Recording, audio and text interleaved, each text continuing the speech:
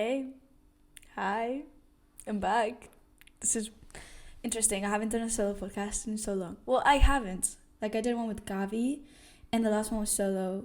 But I don't know, it's been a while since I've actually, because I filmed and edited last solo podcast like 3 weeks ago. So it's been quite a while since I've like set solo. Anyways, um, welcome back to Adulting, but not really. This week, I think it's better if I stand up with the mic. This week, we're going into emotional resilience. This is a topic that I've been wanting to go to for quite a while because it is something that I feel like I started the anxiety one the same, but it's something that I've really gotten good at. Not want to be that type of person, but I think I've gotten really good at this. And I know that I've gotten good at this. I also realized how much I laugh talking to myself. I think in general, I laugh a lot with people. Today I was at a coffee shop with Mia and Gavi, and they were both telling me that I'm constantly laughing at everything and that I boost their ego because they'll say something super random and I'll just start laughing out of nowhere. So I guess I boost people's ego because I laugh at everything. So, I don't know, a fun fact. Anyways, so this past week it has been insane because I was in Madrid for like three days, had an amazing time, realized like I lived in Madrid in the summer for like 2 months and a half, almost 3 months, and I love it. Like, I love Madrid. I think it's a place that I'm gonna have to live in for a minimum a year of my life because I just love it so much. I love the energy there. I love how the city just feels like the right size. I love the weather. It's like not too cold. In the summer it does get really hot, but that's when I go to the south of Spain, but not Sevilla, because Sevilla, it's beautiful, but it's too hot there. I think it's hotter than Madrid in the summer, so I'm thinking like Cádiz, or I just go to Canarias. I don't know. I've been thinking about my future way too much lately. Anyways, but yeah, Madrid definitely for 1 year. I don't think it'll be the place where I like settle, because I need the beach. I need somewhere with a beach, okay? 100% settling somewhere with a beach, but definitely Madrid for a year at some point.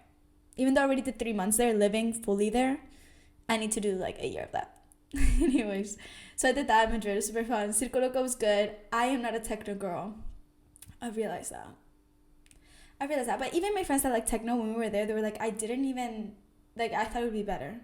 So maybe I'm just gonna keep giving techno a try until I finally like it. I think that's what we're gonna do. But you know what? At least I tried it.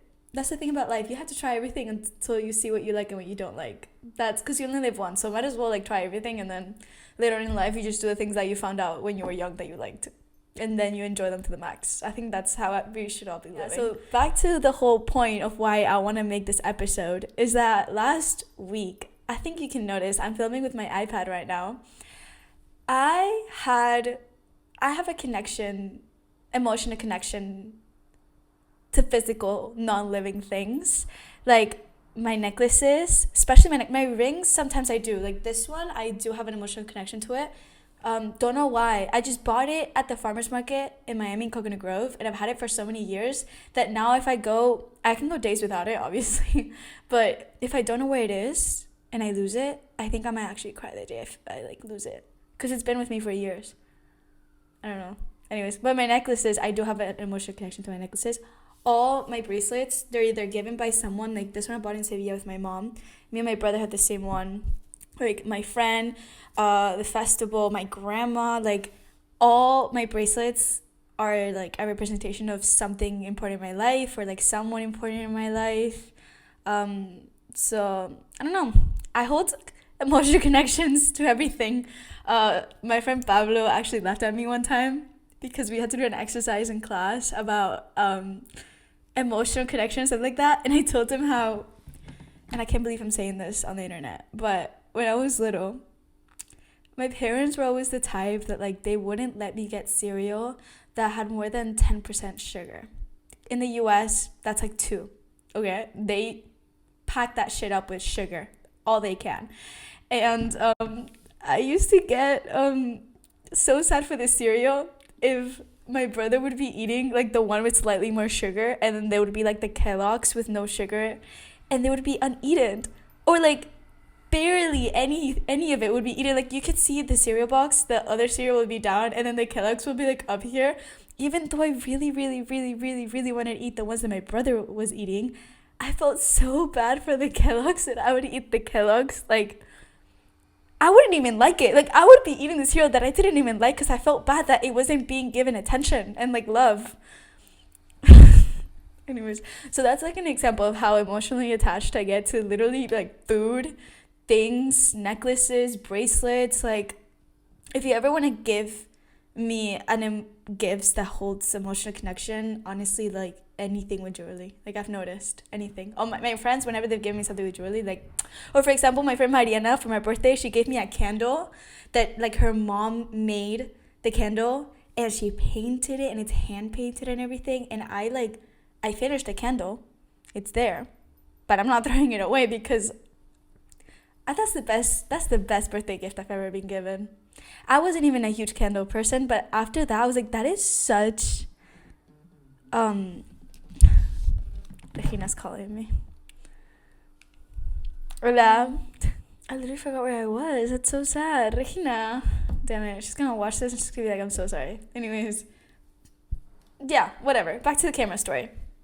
So, I was given this camera back when I was like a freshman in high school. So a long time ago. Like, this was long time ago. And I was asking for this camera for like a year or so because it was my dream camera, because I was really into filmmaking and photography back then. I still am really into photography, and I'm getting back into filmmaking. I'm going back to like editing videos, and I'm like really excited about that, which is what makes this story even sadder now. And I realized that I've been going on all these trips, and I want to make like videos about it, not like blogs, but more like travel content. But even for myself, I wasn't even going to post it. It was literally like, I want to edit video clips of like cool locations, and like, I don't know, I want to make like cool videos, like actual filmmaking style. Like, there's just one video I think it's public, it's called I Love, and it's like this one project that I did for myself, like by myself, and it was just random shots of things that I love about life. And I did that when I was like a junior or something in high school, and I remember I had so much fun writing the script. I had so much fun editing that video. I had so much fun. I even had a drone shot at some point. Like, I put so much energy into that video. So I wanted to go back into it. And I was like, you know what? My camera is an EOS 77D Canon. Really good camera. Okay, really expensive, nice, good camera. Really good for video making. And I was like, it's too big. I fly Ryanair or EasyJet half the time. And I'm like really cheap with my traveling because I do it a lot. And I honestly don't need a lot of stuff. So I just bring in my backpack. And I was kind of stupid, and I was like, you know what, it takes like 50% of my backpack. I can't take as much stuff as I want, and it sucks carrying that big of a camera. It hurts my shoulder to like travel around with it, and I can barely take it traveling because I know it'll take up like so much of my space. And I think I would take more videos than photos while traveling if I had a smaller camera. So I told myself, I'm going to be brave enough to put this up on eBay, sell it, and with that money, buy a really good quality camera, but smaller, so I can do more stuff with it. And I've never sold anything on eBay. I'm so dumb, whatever, it's fine. And like an hour after putting it on eBay, I get like, oh, somebody wants to make an offer, and it was perfect because it was only like 10 pounds under what I put, and I was like, okay, perfect. That should have been a warning sign, but it wasn't. I was also really rushing because I wanted, I don't know, because I had Madrid and I really wanted to get it for Madrid, and now I'm going on a jet loss trip, like a 24-hour trip on Saturday, and I really wanted to get it done for that too. I was rushing. I didn't look. I even looked at it on my phone. I didn't even fully sit down with my computer and looked at it, and I said, yes, of course. And then like I got an email from eBay being like, hey, like we sent the money to you, but we're not going to put it in your account until you give us a tracking code. So I was like, perfect, I'll send it. Like, I literally left the post office with a tear in my eye. I was literally crying. I was like, no, my camera, it's my baby. Like, I've had it for like 5 years. There's a video that my uncle took of me when I got that camera, of me crying, literally crying. I was, oh my God, I was so happy when I got that camera. I have a YouTube video. It's private, but I have a YouTube video about how excited I was that I had a new camera. Oh my God, this is getting sadder. And yeah, nothing. I sent it over, and then right when the post office closed, I get an email being like, from actual eBay this time, being like, hey, we noticed some unusual activity with this user. They're no longer on eBay. Don't send the package if it's already been sent. Do not contact them anymore. I was like, what? I thought you emailed me telling me to send the package. And I looked, and the email obviously was fake. So I go to the post office. I call them. I talked to them multiple times. They didn't want to help me. And at some point, somebody did help me. And they were like, oh, don't worry. Like, we'll send it back. It's still in the UK. Because, by the way, this user was in the US. So I paid like international fees to send it abroad. It was so bad. It was so bad. And they're like, yeah, don't worry. It's still in the UK. Like, we'll send it back. And I was like, perfect. I'm getting my camera back. But I leave tomorrow to Madrid. So I'll just go on Monday to check it out. I'll just go on Monday to the post office. I checked the tracking, and it's in New York. It's in New York. The camera's in New York right now. They never sent it back. I went to the post office. They never sent it back. They never sent anything. I fully lost my camera. I got scammed. Is it my fault? Partly, yes. I should have taken a look. I should have looked at the reviews. I feel like I failed my child. Like, I fully gave up my child. And I feel so bad. I feel so bad for my camera. And it's not even, like, when I realized that it was in New York and I'm never going to get back again, I don't think anybody understands. Like, it felt like I was a mother and I failed my child. It's literally an object. But because it's been, like, no, this is getting really sad. I literally looked at pictures of me and my camera. Like, no, this is getting really bad. No, like, I'm not even kidding. Like, it's like, I wasn't even like this when I like lose somebody in my life. I don't look back at pictures and I'm like, oh, cry. Like, I literally look back at pictures of like me, not even pictures that I took with my camera, like literally pictures of me in Italy, like holding my camera and being like, I miss you so much. No, this is so bad. Oh my god. Oh my god. Oh my god. The minute I have this sun necklace. I took it off because I was scared that it was gonna break. And it's like, for me, like my sun necklace, I bought it when I was 15. I bought it for myself with my first paycheck. And that sun necklace has been like part of, I don't know, just holds it. That represents so much of my personality, the sun necklace, because the sun is really important to me in my life. I don't know how to explain that. I could go a whole episode about what the sun means to me. And that necklace is really important to me. And if I lose that necklace, I don't think you understand. I think it would be worse than the camera. Oh god. Anyways, so the whole point of this episode was that when I found out, if it was a year ago, I would have gone crazy. I would have cried. I would have called. I would have annoyed my parents nonstop. I would have the minute it happened, the minute I did everything I could, the minute I went to the post office, the minute I talked to anyone that I could, the minute I found out I was over in New York, the minute that I did everything that I could, I was like, what can I do about this? Do I have anything else to do about it? No. Did it happen? Yes. Are we going to learn from the situation? Of course we're going to learn from the situation. It's not going to happen again. Could have been worse. Could have been worse. It could have been worse, okay? It's not the end of the world. We can live without a camera. We'll save up for a new one. At some point, I'll buy myself a new camera, maybe in a year. That's so sad. It's fine. I can live without the camera. But R.I.P. That's my child. That was my child. So I think something that I took out of that situation, and especially talking about it with Natalia, because I went to see Natalia the next day, is that we can't control what happens to us. Although I could have controlled the eBay thing, but in general, like a lesson in life is that we can't control what happens to us, but we can control how we react. We can't control how we feel about things, but we can control how we choose to react to those emotions. And that's something that I've learned multiple times in my life. But this time, it really showed me that, wow, I've made a huge improvement. Wow, I've made a huge change. I'm so proud of myself for having come so far with my emotional resilience. When I was a child, I was actually, I want to say traumatized, because I've overcome it already. But for a long part of my life, I held this identity that was like a crybaby because I cry for everything. I cry out of happiness, I cry out of sadness, I cry out of stress. At some point I was like, I'm holding this identity with me because so many people told me that when I was like 6 years old, when I was in like not even, yeah, when I was back in Spain. Like I held this identity over me, and I never grew out of it because I constantly told myself, but that's who I am. That's who I've been told that I am. That's how I choose to react. That's how I have to react because that's just my identity. And then one day I was like, no, Lucia, like you can be more mature about this. You can choose how do you want to react to things. That something hurts you, something makes you really sad, doesn't mean that you have to automatically go into like next level sicko mode with your reactions and what you do about them. And something really important that I've learned is that our emotional response is everything.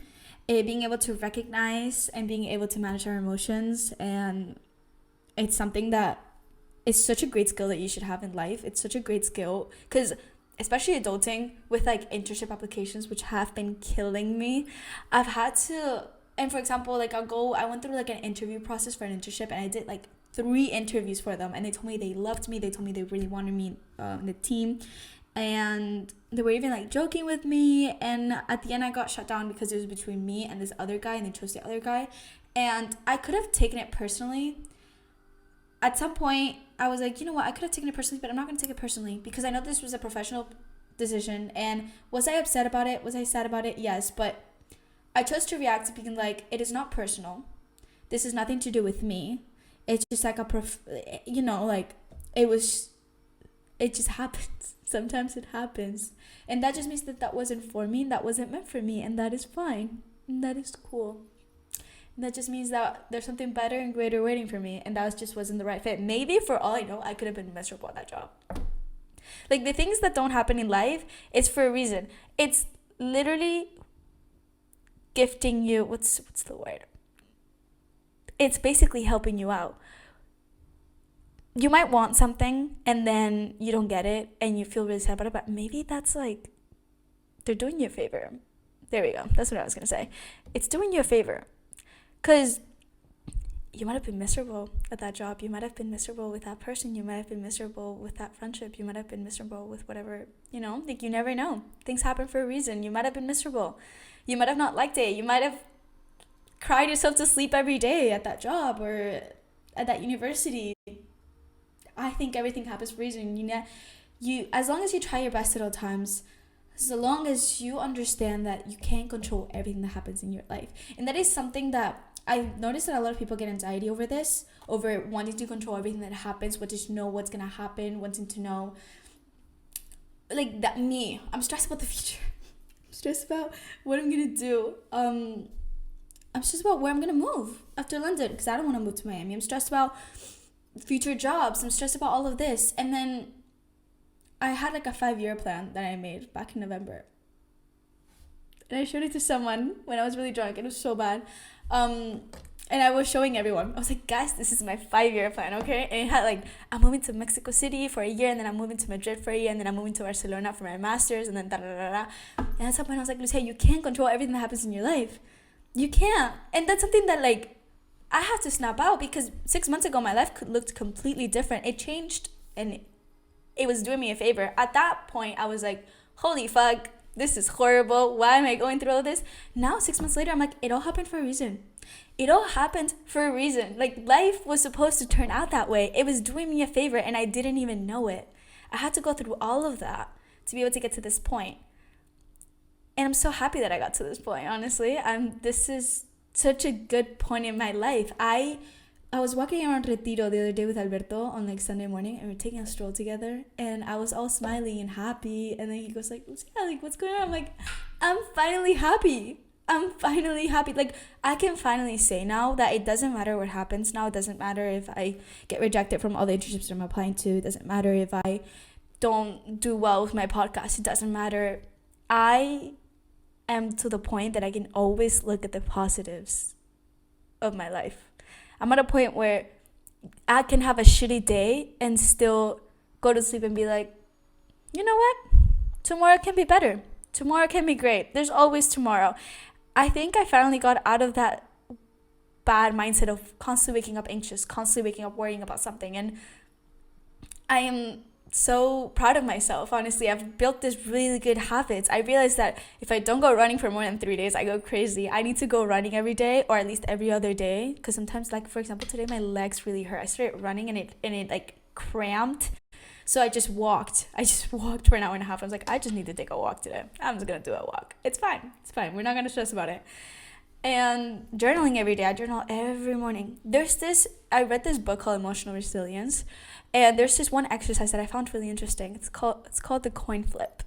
And basically, you take decisions whenever you have to make a decision a day, and we constantly make so many decisions within our days. If you really count how many decisions we have to make every day, it's insane.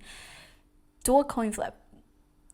Yes or no? Do I do this? Do I do not? And it builds up this indecisiveness in your brain of like, you don't know what's gonna happen, because it's all up to the coin. It's not up to you. It's not in your control. It's in control of the coin. It's in control of like faith. It's in control of luck. And I read about this experiment, and they did it for like a couple weeks or maybe a month, and then after a month they stopped having this constant anxiety of having to control everything that happens in their life, because they realized that, just like the coin, life itself is so fucking unpredictable. You don't have to be constantly looking at, I'm 100% moving to this place after I graduate. I'm 100% gonna have to get that job. I'm 100% gonna have to do this and do that. Maybe go to this university for master's. If that doesn't happen, my life is ending. I realized that a lot of my friends have had that mindset when it comes to back when we were applying to colleges. A lot of people had that mindset of like, if I don't get into the school, like life is gonna end. If I don't do this, it's like life is so unpredictable. And I think it's so funny because we were applying to schools, everybody was like, you're gonna end up when you're meant to be. And it's actually crazy, because if you ask somebody when they were first applying to colleges where they were gonna end up, or like their plan, like yeah, I'm definitely gonna go here, like I'm definitely gonna go outside of the state, or I'm definitely not gonna go abroad. And then look at the end of the school year when everybody was already finishing up like their tuition costs and stuff like that for the places that they chose at the end. It's actually crazy how some people did end up at the place that they wanted to go at the beginning, but most people, like my friend Fernanda, she did not expect to go to Paris. She would just wanted to go to Washington. She ended up in Paris for a year. It's so unpredictable. You really don't know what's going to go on in your life. And I think finding the beauty in that, and finding the beauty and you don't know what's going to happen, that's fine. It's part of building that emotional resilience. Going back to the topic, I think I go off topic so much. It's finding that connection to emotional resilience and being like, you know what, it's fine. There's nothing I can do about it now. I can try my best. I tried all of the ways that I can fix this situation, quote unquote, or I found all the ways that I can resolve this issue. I put in all my effort. There's nothing left for me to do. Leave it. Let it go. Move on. But yeah, it is honestly, as a person that has been classified and identified as a very emotional person, I can tell you it is okay. It is perfectly fine. Honestly, I've gotten to the point that I laugh about it. You know, when I have really high emotions for an object, apparently, a person, a friendship, I don't know, a school, a job, like I get super excited about things and I feel a lot. When I get sad, I get really, really sad. When I get happy, I get really, really happy. And when I get stressed, I get really, really, really stressed. And I think understanding that that's fine, but it's not the end of the world. It's not the end of the world. It's fine. Honestly, calming exercises. Yeah. And understanding sometimes that, for example, my failure for the camera does not determine that I'm a stupid person. As much as my first response, honestly, that would have happened like a year ago. My first response would be like, Lucia, you're so stupid. Like, what the fuck is wrong with you? Literally, my first response was, that was such a dumb mistake. But you know what? We make mistakes in life. Now we learn. From this. This was funny. We can laugh about this. I laughed about it. Honestly, like, when I got that email, it's like, hey, we don't have that account on eBay anymore. I started laughing. Did I shed one tear? I shed one tear. Okay? Then I sat on that couch and I just started laughing. And then I was like, okay, what can we do about this? I was like, the post office closed. It opens at 9 a.m. Set up an alarm. I was there at 8:50 a.m. at the post office. I was the first one to walk in. I called multiple people. I talked to multiple persons really calmly. I did everything I could. The minute I couldn't do anything else, I was like, I was kind of about the situation, you know? I had a good long run with that camera, but our story ended. Our love story ended, and that's fine.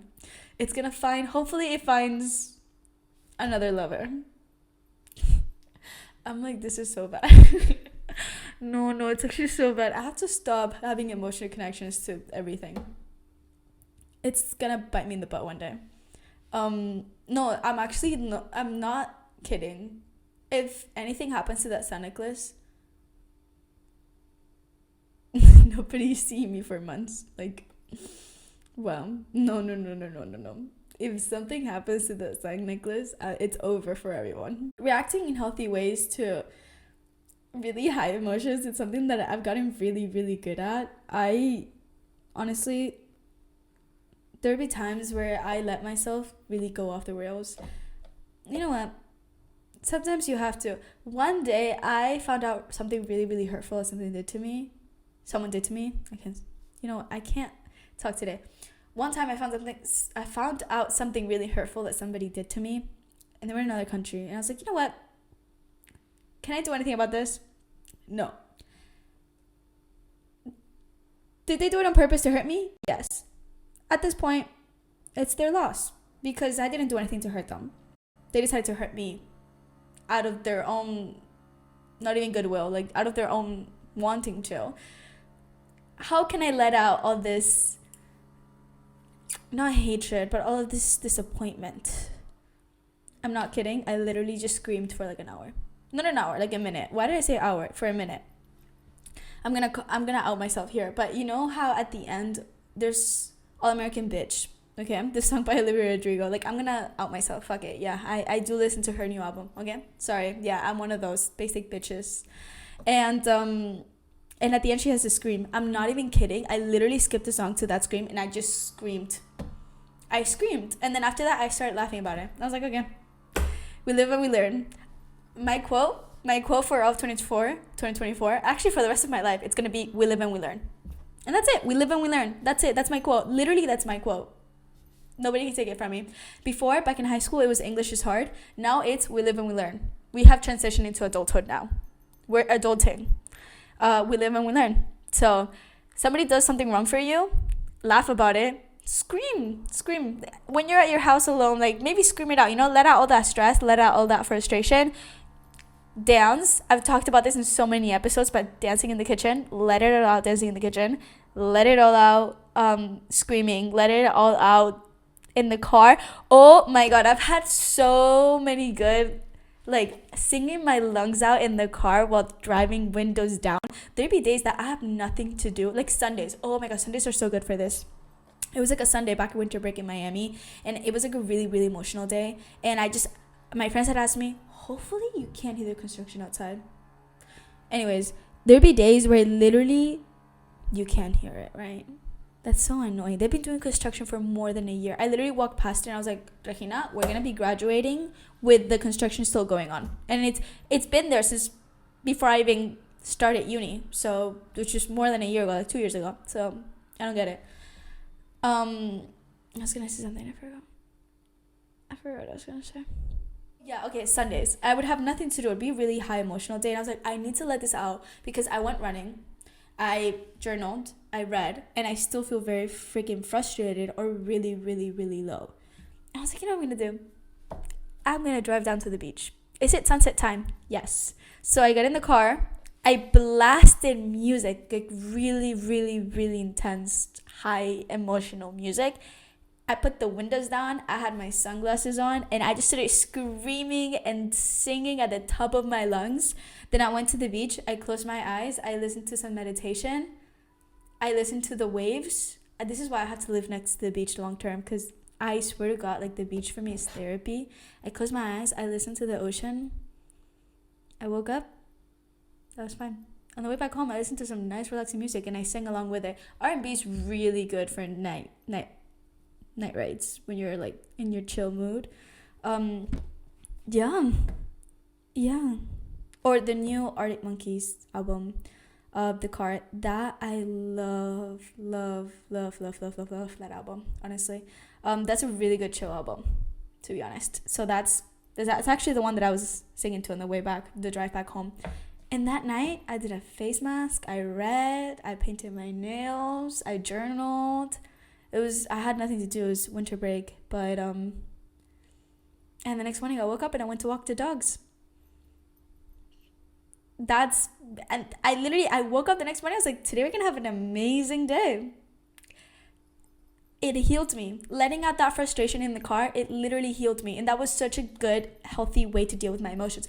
I could have called that person, like, what the fuck? What is this? Like, why would you make me feel this way? I could have emailed that job and be like, how dare you say no? How dare you do this? How dare you do that? I could have, like, texted that friend and be like, that really hurt me. What's wrong with you? Da da da da. I could have, like, been so...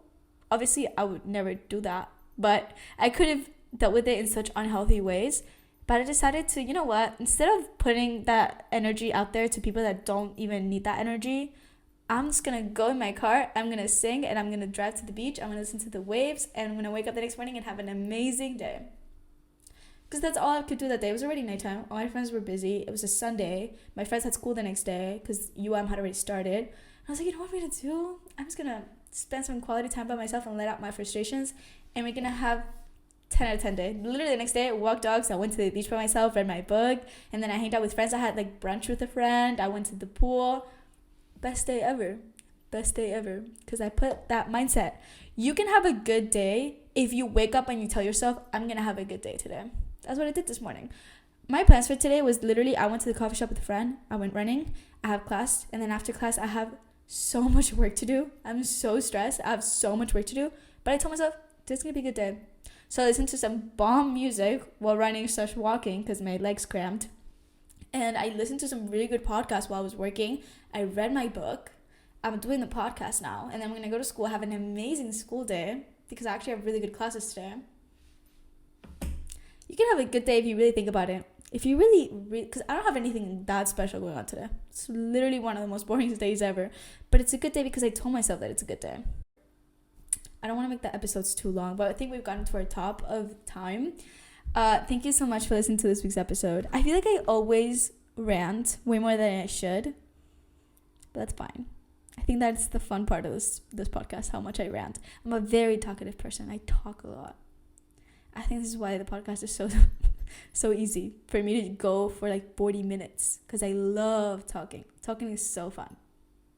Alicia, actually, the first time she met me, she was like, I think she texted either her friend or her dad, and she was like, I met somebody that likes to talk more than me. Anyways, so I hope you have an amazing week. I hope everything's going great. I will see you guys next week. Hopefully next week's episode is relationships with Agnes. I don't know how we're going on a trip together. Like, she's coming on Friday and we're going on a trip together on Saturday. And my plan is to film it on Sunday with her, but we're coming back from the trip at like 3:30 a.m. I don't know how alive and like mentally working we're going to be because we're not going to be sleeping for 24 hours because we're going somewhere for 24 hours. I think it's Denmark, but it's supposed to be a mystery location. We'll see. But yeah, we'll see because if not, she goes to Oxford. If not, it'll be into weekends because I'm going to Bath with her. That'll be fun. But yeah, have an amazing week. Thank you so much for listening to this episode.